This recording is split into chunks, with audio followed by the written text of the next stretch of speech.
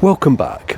I'm going to have a second go at the removing the shock absorbers from the spring.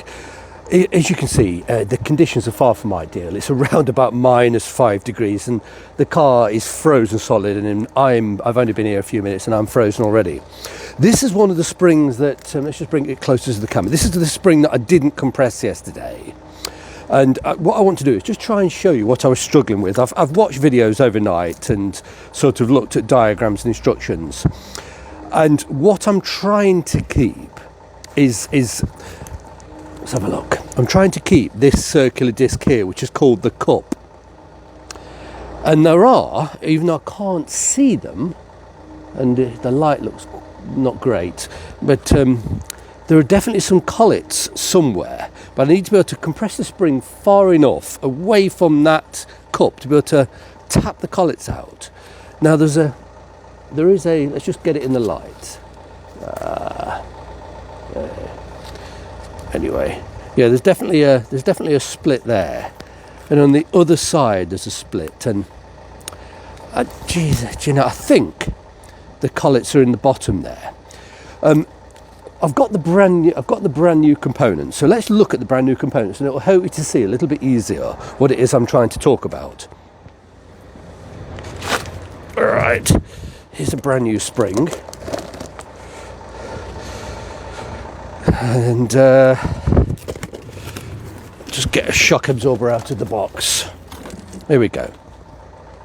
Right, you can see the shock absorber's got a cap on the top, but there's no cap on the other side. What happens is obviously the shock fits through the spring sits on this cap here, but there's a lip. Can you see this lip just here?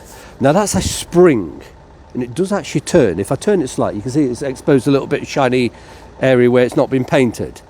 Now you know, that must be extremely strong, because what happens, you press the spring below this point, then you slide on the cap that I'm trying to save. Slide the cap over this, so the hole in the cap is just slightly larger than that sort of, we'll call it a spring or a race, whatever it is.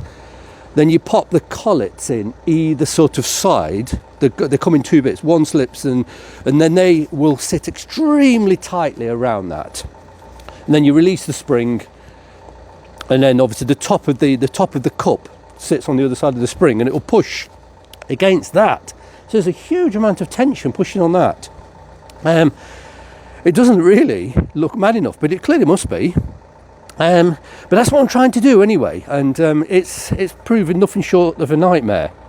So I'll just pop these down. We'll have another look at the rusty spring again. Yeah, just pop this back in the box. Here we go. So here's the filthy rusty one. Yeah, this bit we don't need to save. It's so yeah, it must be in there somewhere. It just must be that it's that rusty and that filthy you can't really see. I've got the other one completely compressed and wrapped up in that bunch of towels and curtains, because I'm so paranoid about this, not so much the spring flying off, but the presses maybe flying off, and it would be absolutely catastrophic. The energy, I just shudder to think what would happen if it hit anybody or me or anything. So what I'm going to do, I'm going to set up the camera, and I've got the other spring completely pressed, wrapped up, and I'm going to use a blowtorch and try and just heat up, not the spring.